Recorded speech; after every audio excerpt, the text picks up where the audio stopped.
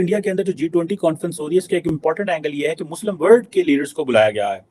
इसको अगर आप देखें तो आपको ये एहसास होगा कि नरेंद्र मोदी ने बेसिकली अपने जो जिसे कहते हैं ना ताल्लुकात जो है वो मुस्लिम वर्ल्ड से बहुत अच्छे इस्तेमाल कर लिए। तमाम दुनिया के असल में उसके बगैर बात, सारी दुनिया की नजरें इस वक्त दिल्ली पे हैं। दिल्ली में बड़ा कमाल हो रहा है, बहुत बड़ी G20 कॉन्फ्रेंस हो रही है, सजा हुआ है नई दिल्ली सजा हुआ है और उन्होंने बहुत खूबसूरती से सजाया। तो बकायदा तौर पे यूएस ऑफिशियल की तरफ से उर्दू में ये स्टेटमेंट, हिंदी में ये स्टेटमेंट आई है कि हम इंडिया के साथ मिलकर काम करना चाहते हैं, जबकि पाकिस्तान की बात करें तो हमें यूएस का वीजा मिलना ही बहुत मुश्किल है। रेलवे प्रोजेक्ट की यूएस, यूनाइटेड अरब एमिरेट्स और इसके साथ साथ सऊदी अरेबिया और इंडिया मिलकर एक ऐसा रेलवे ट्रैक्स, ऐसी रेलवे लाइन जो है बनाने जा रहे हैं, एक ऐसा जबरदस्त प्रोजेक्ट लॉन्च करने जा रहे हैं जो कि इंडिया को मिडिल ईस्ट और मिडिल ईस्ट को इंडिया से कनेक्ट करेगा।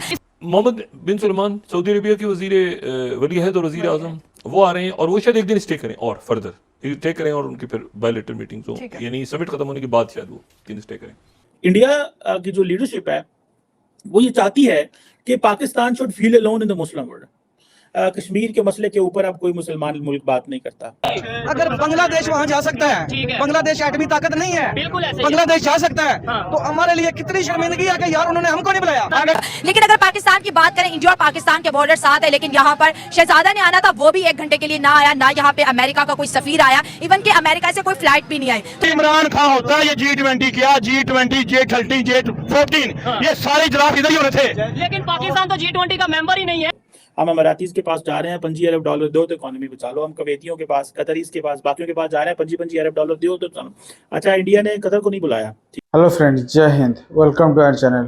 तो दोस्तों, जैसे कि आपको पता होगा G20 समिट इंडिया में हो रहा है और इंडिया में 20 देश इन्वाइटेड हैं और उसमें बहुत सारे मुस्लिम देश भी इन्वाइटेड हैं। तो पाकिस्तान को इस बात में मिर्ची लग गई है कि जितने भी मुस्लिम देश हैं वो बिना पाकिस्तान से पूछे और सलाह मशवरा किए इंडिया पहुँच गए हैं और इस बात के लिए पाकिस्तान मीडिया भी बौखलाया हुआ है। और पाकिस्तान मीडिया इस बात पर क्या रिएक्शन देता है, आइए देखते हैं और मैं मिलता हूँ वीडियो के एंड में। इंडिया के अंदर जो G20 कॉन्फ्रेंस हो रही है, इसका एक इम्पॉर्टेंट एंगल ये है कि मुस्लिम वर्ल्ड के लीडर्स को बुलाया गया है। एक तो जारी बात है, कुछ ममालिक तो G20 के मेंबर हैं, वो तो होंगे जारी बात है। टर्की है, इंडोनेशिया है, जिससे बेसिकली इंडिया ने पिछले साल अपनी G20 की लीडरशिप ली। लेकिन मोहम्मद बिन ज़ायद को इनवाइट किया गया है, प्रेसिडेंट सीसी ऑफ इजिप्ट को इनवाइट किया गया है, ओमान के जो डेप्टी वजीर आज़म हैं, डेप्टी प्राइम मिनिस्टर हैं असद बिन तारक बिन तैमूर अल सैद, उनको जो है वो इनवाइट किया गया है। इसी तरह मोहम्मद बिन सलमान जो कि क्राउन प्रिंस हैं एंड प्राइम मिनिस्टर हैं सऊदी अरेबिया के, वो आ रहे हैं। लेकिन वो एक एक्स्ट्रा स्टेप भी है कि वो एज ए स्टेट गेस्ट भी 11 सितंबर को रहेंगे जब G20 कॉन्फ्रेंस जो है वो चली जाएगी। तो इट मींस के द इंडियंस अंडरस्टैंड कि हमें सऊदी अरब को कितना ज़्यादा प्रोटोकॉल देना है। ये प्रोटोकॉल माजी में अमेरिकन देते रहे हैं, सारे वेस्टर्न इत्तेहादी देते रहे हैं, अब सारे वो पीछे हट रहे हैं इन चीज़ों से।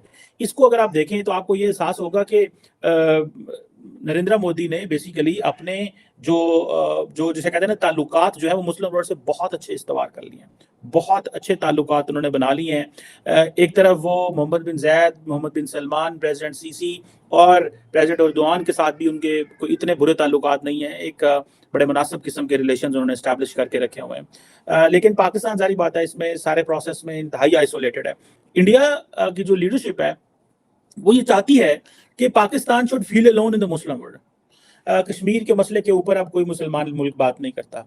When it comes to India Pakistan bilateral relations, कल आपने सुना होगा जॉन किर्बी को नेशनल सिक्योरिटी स्पोक्स पर्सन है वाइट हाउस के, और उन्होंने कहा, सवाल किया गया कि आप पाकिस्तान और इंडिया के ताल्लुकात में कुछ करें, तो उन्होंने कहा जी हम तो कुछ नहीं कर सकते, ये दो समझते हैं बायलैटरल। तो मेरे ज़हन में ये सवाल आ रहा था कि अगर अमेरिका भी समझता है कि ये दोनों पार्टियां आपस में मसला हल करें, तो फिर अमेरिका की क्या इजारादारी है इंटरनेशनल रिलेशंस में, या उनका क्या इन्फ्लुएंस है इस तरह इंटरनेशनल रिलेशंस में, अगर वो इंडिया को ये नहीं कह सकते कि वो पाकिस्तान के साथ बैठे। लेकिन इंडिया ने उनको कह लिया। इजिप्ट के प्रेसिडेंट हैं, आप उनको देखें, वो आए हैं, उन्होंने आके पहले भी उनको बड़ा प्रोटोकॉल दिया, अब फिर उनको प्रोटोकॉल है, और अभी ये एक इंपॉर्टेंट उनको वेलकम दिया जा रहा है, ऐसे महसूस कराया जा रहा है कि पाइन है जरा मुल्क है, ये आपके लिए बड़ा अहम है। आप पिछले इस साल की जनवरी में भी आए थे, ये फिर आ रहे हैं, इसके बाद प्राइम मिनिस्टर मिलने गए, फिर इजिप्शियन और इंडियन एयरलाइंस का भी हुआ है। अब ये स्ट्रेटेजिक पार्टनरशिप में शिफ्ट करने चाह रहे हैं, ठीक है जी, और कह रहे हैं जी हमने defence, security, renewable energy, culture, people to people interaction उसको बढ़ाना है। और मोदी जी आपको पता है कायरो गए थे जब वाशिंगटन से वापस आए थे, और इनको हाईएस्ट अवार्ड भी दिया गया था इजिप्ट के अंदर। और इनकी आपस में जो पॉलिटिकल अंडरस्टैंडिंग है वो कहते हैं जी कि हमारी बड़ी अच्छी है, हमारे बड़े सिविलाइजेशनल ताल्लुकात हैं।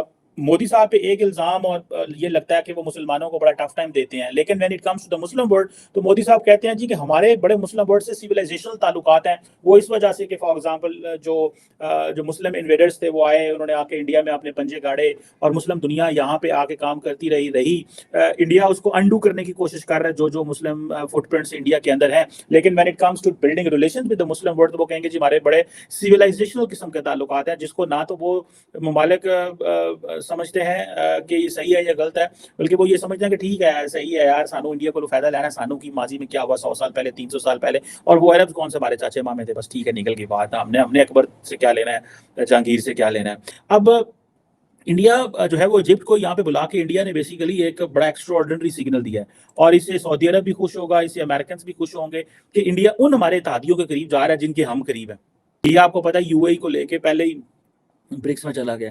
So India is main streaming UAE in the global world. India is main streaming, आपको पता है The Saudis understand one thing कि UAE ने they have backstabbed the Saudis. So India क्या कर रही है, UAE सऊदी अरब क्या चाहता है कि इंडिया के साथ करीब ताल्लुकात रखें, कि अगर UAE इंटरनेशनलाइज हो रहा है या UAE फॉर एग्जांपल I2U2 में या ब्रिक्स में या इस तरह के प्लेटफॉर्म में या अभी G20 में आ रहा है, तो हमें इंडिया के साथ कुर्बत रखनी चाहिए, ये इन्फ्लुएंस रखना चाहिए कि कल को अगर हैं दोनों मुस्लिम मुल्क, लेकिन ऑब्वियसली सऊदीज का ज्यादा इन्फ्लुएंस है in terms of Holi mosque and so much more, बड़ी इकोनॉमी, बड़ा कुछ है।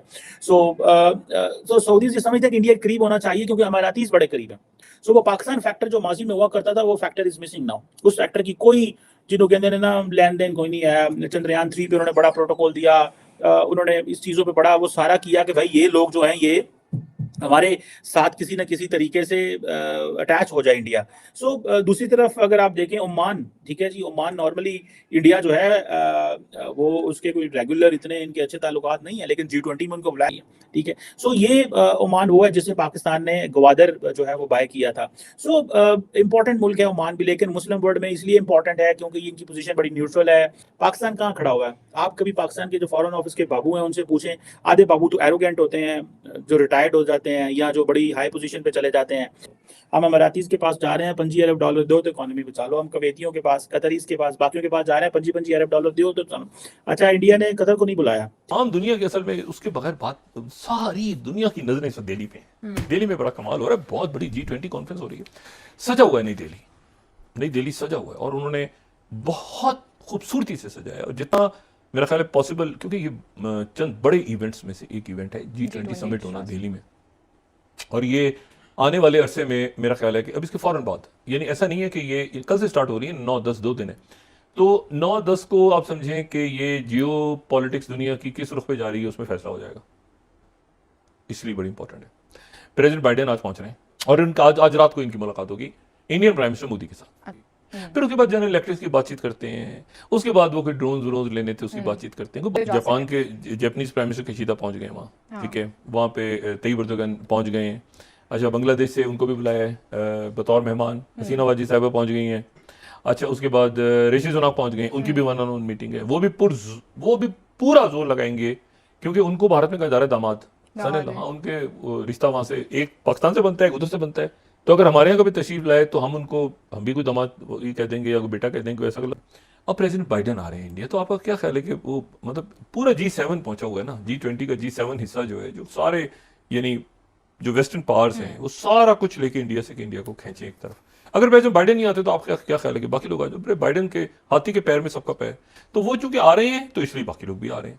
मोहम्मद बिन सलमान सऊदी अरबिया के वजीर वली अहद और वजीर आजम वो आ रहे हैं, और वो शायद एक दिन स्टे करें और फर्दर स्टे करें, और उनकी फिर बायलैटरल मीटिंग्स हो, यानी समिट खत्म होने के बाद शायद वो दिन स्टे करें। हमारे लिए कोई अहमियत नहीं है G20 इज नथिंग। ब्रिक्स के लिए लाइन लगी हुई है मुल्कों की। कितने मुल्क ऐसे हैं जो G20 में, अच्छा आप ये क्राइटेरिया पूरा करेंगे, आपके पास इतने पैसे होंगे, आपके पास इतना होगा, आपके पास इतने महल होंगे, और उनके पास है ही कुछ नहीं, ठीक है, और वो जो है वो G20 में बैठे हैं। और ये ब्रिक्स के लिए लाइन लगी हुई है दुनिया के मुल्कों की कि ब्रिक्स में हमें शामिल करें, और इसी तरह से SCO में लाइन लगी हुई है। तो SCO के मुल्कों को ब्रिक्स को निकाल दें तो G20 में बचा क्या। तो दोस्तों, आपने जैसे कि वीडियो देख लिया, वीडियो को लाइक कीजिए, शेयर कीजिए और अपना ओपिनियन कमेंट सेक्शन में बताइए, और मैं मिलता हूँ अगले वीडियो में। जय हिंद।